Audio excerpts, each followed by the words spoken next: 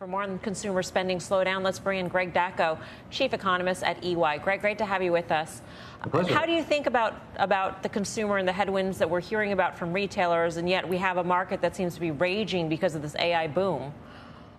Well, I think what we're seeing is a story of nuance. We are seeing a retrenchment in, no retrenchment really in consumer spending, but we are seeing softening momentum when it comes to spending activity.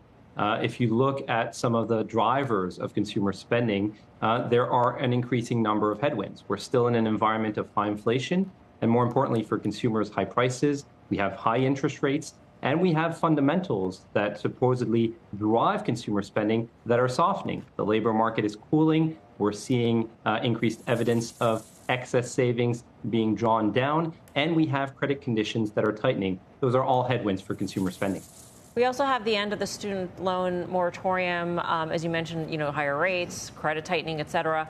How do you sort of parse out that versus the disinflation that we've seen in raw materials? And it's pretty significant, declines that we've seen across the board, whether it be food or energy or metals. I think we are seeing more and more disinflationary momentum across the economy. I think we have to be careful not to pull out the old playbook when it comes to trying to evaluate the likelihood of a recession in this type of environment. There are unique characteristics in this business cycle.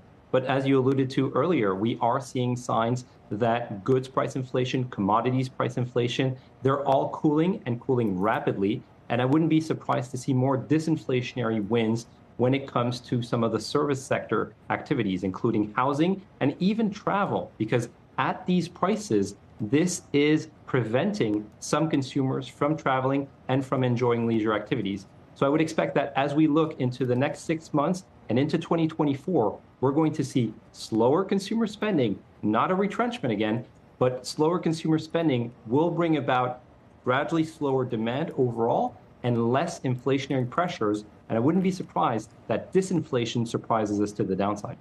Greg, why not deflation? I mean, how about getting back to a place where we were pre-COVID? I mean, all of the COVID pressures are going to go away. We've seen this on supply chain. We've seen this on reopening. It's all taking a lot longer than expected. But remember, the problem in 2018 was deflation. The Fed was having trouble getting to 2%. And maybe that number was never right. And we all know where the labor market is. And we all, at least on this desk, tell you we think that's very lagging. Why not deflation? I mean, why are we not going to go back to where we were? Why has the world suddenly changed? Well, I don't necessarily think that we're going to be experiencing deflation in the sense that deflation is an environment where prices are falling. That generally coincides with an environment that is recessionary and severely recessionary.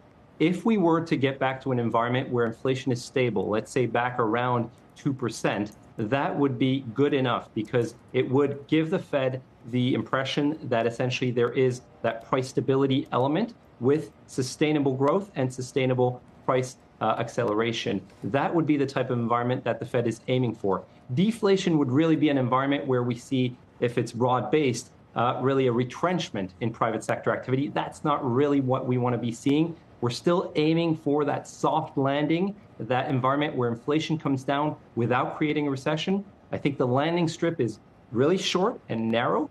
There's still a possibility of a soft landing, but increasingly we're seeing that there are decisions that are being made that are non-linear. You're not just looking at businesses and consumers deciding to spend a little less or invest a little less, but actually stop investing or stop spending, especially for lower end consumers. And that can be a real risk for the U.S. economy.